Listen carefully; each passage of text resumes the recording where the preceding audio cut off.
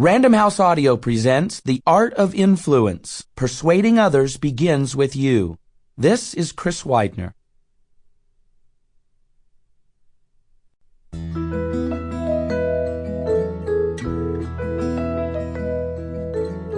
Grandma's Gift. It was a perfect Sunday summer afternoon for a barbecue to honor a young man who had worked so hard to achieve his dreams. The sun was shining and the temperature hovered around 75 degrees. Friends and family were gathered together, some of whom had not seen each other for years. Kids played in and around the swimming pool, and the smell of burgers wafted through the backyard. Perfect. Marcus Drake had a lot to be thankful for. His parents, Bill and Margaret Drake, were classic middle class, middle American folks who'd worked hard to give their children a good life. Bill was an insurance salesman and Margaret had been a homemaker, staying home to take care of Marcus and his brother Jack, who was 2 years younger. Margaret was part cook, part cleaning lady, part nurse, and part taxi driver to the two boys who were the love of her life. Bill was there for most of the boys' games and school events and did his best to get home for dinner with Margaret and the boys every night. The Drakes had the classic Ozzie and Harriet existence. The barbecue was to celebrate Marcus's graduation from Northwestern's Kellogg School of Management, and everyone was thrilled to be there. Few of the Drakes had gone to college, let alone business school. No, the Drakes were a simple family. Marcus, however, wanted a different kind of life. He always had, in fact. In high school, Marcus had been a three-sport athlete, lettering in football, basketball, and baseball, and had usually made all-league. But he wasn't good enough to get a full ride to a major college, so he decided to focus on school rather than sports in college. Marcus grew up watching TV shows that showed the lifestyles of business moguls, and for as long as he could remember, he wanted to become one himself. He read Forbes and Fortune since his early teens. He was a natural entrepreneur, first launching a BlackBerry picking and distribution operation, then building a lawn mowing company, not to mention his forays into the proverbial hodgepodge of door-to-door sales. In each of these ventures, Marcus was the business owner who got other kids to do the work. No doubt about it, he'd wanted to run a business his whole life. He did well in college, majoring in business and graduating with a 3.5 GPA. He played intramural sports to keep his athletic skills sharp and to keep the weight off from too much pizza and studying. After college, he worked for a large corporation for 3 years and eventually applied to Northwestern, where he graduated with honors. Marcus felt like he was set for life. From here on in, things were only going to get better. Most people would consider Marcus brash. Everyone who met him certainly liked him, but let's just say no one would accuse him of being short on ego. He had big dreams, knew where he wanted to go, and did everything he could to get there. He knew he had a lot going for him. He was smart, funny, and optimistic about the future. Today was a day to sit back and enjoy, along with his friends and family, where all his hard work had brought him, to a stellar platform from which to launch the next stage of his life. As Marcus sat and pondered his future, a hand slapped him on the shoulder and a voice boomed, "So, what's next, big shot?" The hand belonged to Marcus's Uncle Fred, an insurance salesman like his brother, Marcus's dad.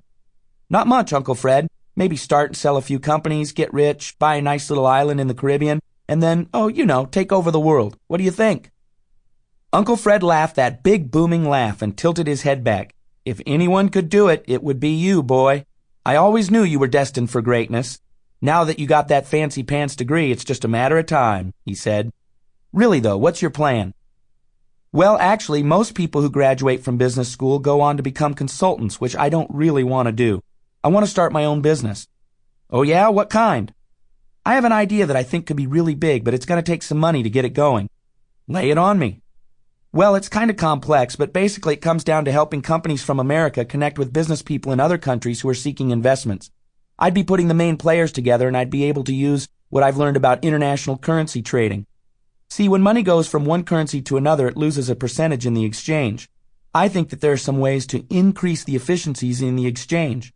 I think it would especially benefit nonprofits that move billions of dollars around the world for things like disaster relief, missions projects, and things like that. I think I could potentially save organizations billions of dollars."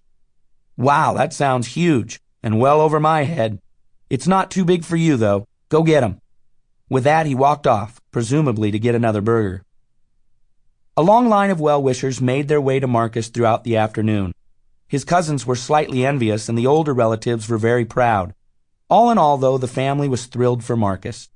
It did feel a little weird to some of them, what with the whole MBA prestige thing going on.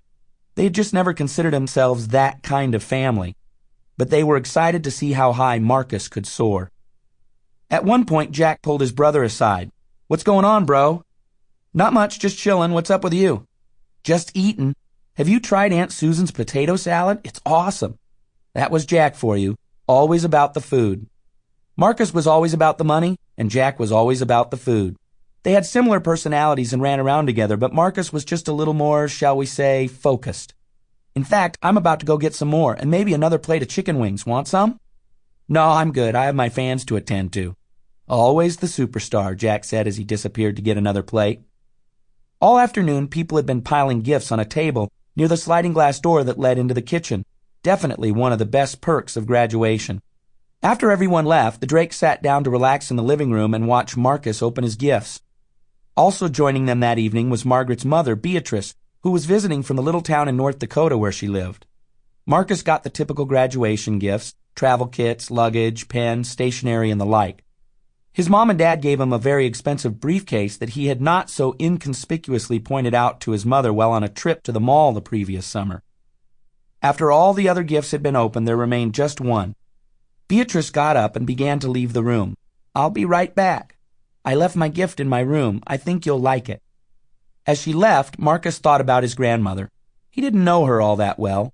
His grandpa had died when Marcus was 5, and since she lived so far away and didn't like to travel, he hadn't seen her that often.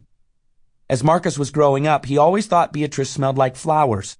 That really was the extent of it. That and the fact she always mailed him $5 for his birthday, like virtually every grandmother in America. At 80, Beatrice took some time walking to the room she was sleeping in and back, and the family chit-chatted in her absence. "I bet she got you a bottle of cologne," Jack suggested. "Everybody knows you need it." "No, I'm guessing a fingernail clipping set, which she should be giving you instead. Do you ever cut those things? You look like a cougar." "You boys better watch yourselves," Margaret interjected. "Your grandmother's going to surprise you." "You know what she got me?" Marcus asked. "I do. And it'll be the best present you've ever received. I guarantee it." "Really?" asked Jack. "Grandma came through for Marcus? Cool." Just then, Beatrice came slowly back through the door into the living room. While she walked a little slower these days, she was actually in good health considering her age. She just walked slower than before. When it wasn't too cold out, she strolled around her small town to keep active. During the winter, she did what she called old people stretching at the Grange Hall 3 days a week. She didn't have a gift in her hand, just an envelope. Marcus hoped it wasn't $5. As she got close to Marcus, she handed it to him and said again, "I really think you'll like this. At least I hope you will." This was the best gift ever? Marcus wondered. It couldn't be a huge check because he knew his grandma didn't have that kind of money. What could it be? There was only one way to find out. He tore open the envelope and inside found a simple card that read, "A weekend with Bobby Gold, June 19th through 23rd. Along with it was a slip of paper with a phone number that said sell. Okay, this was strange. Bobby Gold was only one of the most famous billionaires in America. Marcus was very aware of who he was, but what did the card mean? Margaret smiled softly as she watched Marcus's confused look. "I don't get it, Grandma. Is it a seminar or something? Is he speaking somewhere? What do you mean by a weekend?" "I mean you'll be spending the weekend, actually 4 or 5 days, with Bobby Gold. I arranged the whole thing." She was beaming now. Margaret and Bill also looked happy, while Marcus and Jack just looked quizzically at each other. "Okay, so I must really be in the dark. How am I going to spend a weekend with Bobby Gold? And what am I going to do with him?" The thought crossed his mind that perhaps his grandma might be pulling his leg. "Oh yes, I suppose it appears strange, doesn't it? I arranged for you to spend that time with Bobby so he could teach you a little about business. That should be fun, don't you think?" "Well, sure, Grandma, it sounds great, but how did you pull this off?" He still wasn't sure it was actually true. "I called him and asked him if he would do it for me," Beatrice said matter-of-factly. "You just picked up the phone and asked a guy worth $18 billion if your grandson could hang out with him?" "Exactly." "Mom," Margaret said, interrupting their obviously confusing exchange, "perhaps you should explain how you know Bobby." "Oh yes, that's a good idea. It sounds outlandish, doesn't it?" "You know Bobby Gold?" Jack and Marcus said in unison. I do. Well, more accurate. Sample complete. Ready to continue?